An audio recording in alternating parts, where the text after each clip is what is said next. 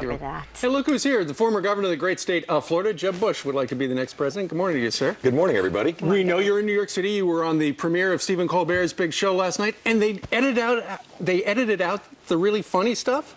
Well, I had debate prep with Stephen Colbert, and he played Donald Trump, as you might expect. I was a little surprised that he put on cotton candy, yellow cotton candy on his head. He ate his own hair. Asked if I wanted some. I took a little piece of the Donald's hair. So it was the debut, and it took about 3 hours, and they ended up cutting it down. And you just had one long interview segment, right? Yeah, it was great, though. I was excited to do it, and the whole crowd was electric just because this was the first show. So it was fun. I got to meet George Clooney. And? What do you think? He's a good-looking guy. That's why he's the first guest. According to the masses, that's right. Let me ask you about this. So Hillary Clinton, after it was on the other side, strong opposition there, but she's now down in her poll numbers, and now shifting her tone and messaging when it comes to using a private email server. This is her recent apology. It's taken a long time to hear this. From ABC. It was above board. But in retrospect, certainly, as I look back at it now, even though it was allowed, I should have used 2 accounts, one for personal, one for work-related emails. That was a mistake. I'm sorry about that. I take responsibility. Will taking responsibility and saying I'm sorry finally help her? Look, it wasn't allowed. That's the simple fact, and we found out about it with a subpoena. She's not been truthful, and I think it's damaged her campaign significantly. Now there's all these investigations, FBI, Justice Department. She's got serious problems, and I think the lesson is you got to be transparent when you're running for office. I released 33 years of tax returns. It was kind of ugly, but I think that's the right thing to do. And I use my email as a means of communicating with the people that I served. And I'm releasing a book at the end of October about my tenure as governor based on the emails that I used. Yeah, I looked at my emails yesterday after she apologized. On my home computer, I have 88,000 emails. I don't think I've ever erased any of them. There she is out erasing tens of thousands. Have you ever erased just a whole bunch of email just so that there was no record of anything? Look, she was Secretary of State. That's the difference. This is a national security issue. Unless you're doing national security work on the side, that's the difference. She jeopardized national security by having confidential information go over that server. We see what happened with the Snowden incident and the Bradley Manning incident. Do you think she got hacked by somebody?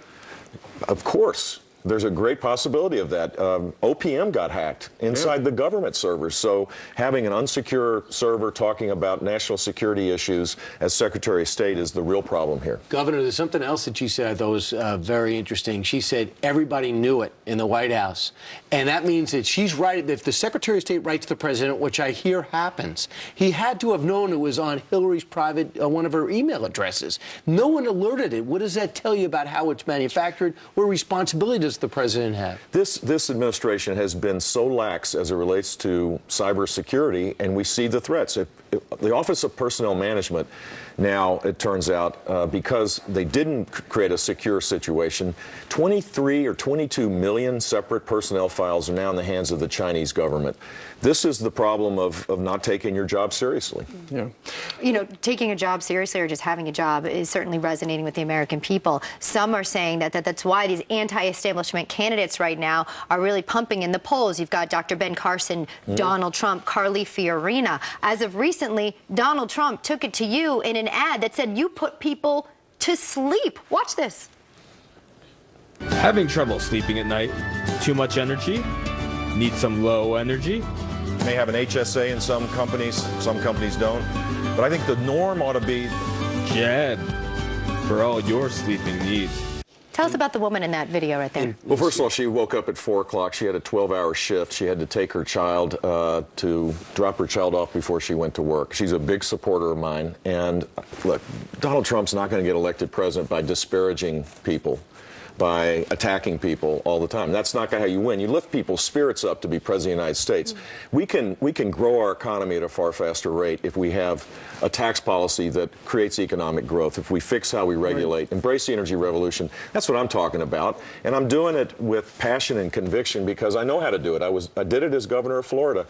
This whole approach of just saying someone's an idiot, someone's low energy, This Governor, is is he not going getting under your skin at all with this? No, Because man. This but I did notice a tactic change. You had a quick reaction as of a week ago to any time he comes after you. Yeah, well, at some point, if you're being defined by a guy who just can make a phone call and get on the talk shows all the time, and all he does is disparage you, yeah, you got to fight back. But my message is one of hope and optimism, not of the fact that the world's coming to an end. We're on the verge of the greatest time to be alive, but now we need the leadership to fix these things in Washington. And I was a disruptor in Tallahassee, and I'll be a disruptor in Washington, D.C. as well. Speaking of disruptors, Black Lives Matter is a movement.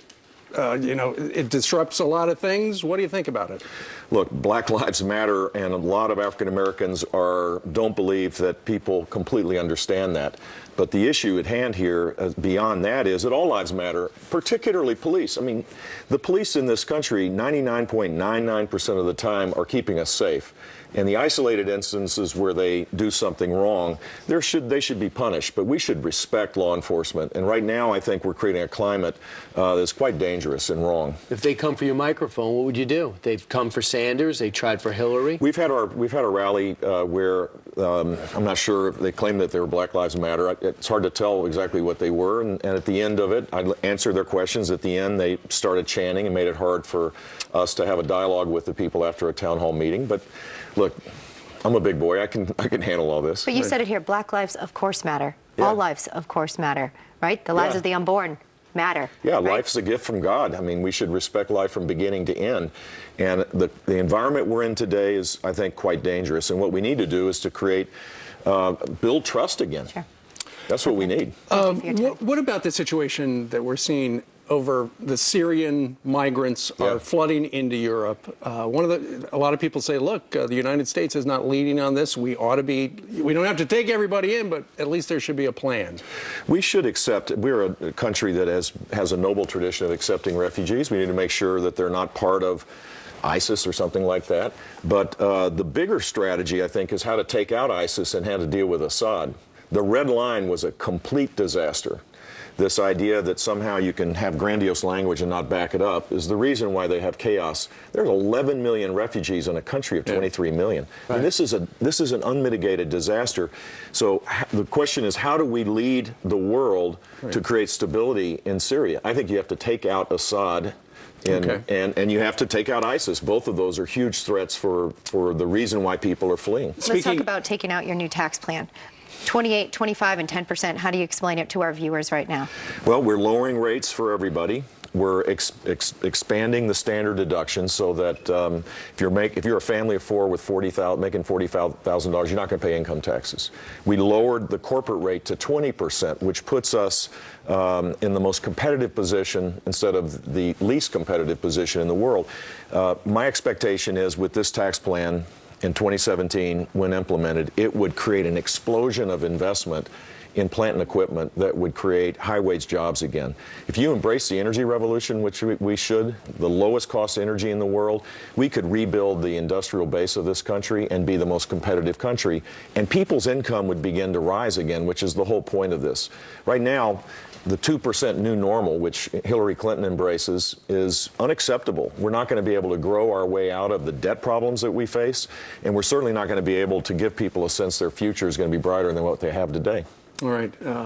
Governor Jeb Bush. Thank you, guys. Good being with you. Good to have you here on the Real Kirby quick, Cast. how's your dad? Dad's doing well. Hi, Columba. His wife. Please give her Who loves back. our show, by the way. She loves the show. All right. Thank you very much, Governor. Take care. Okay. All right.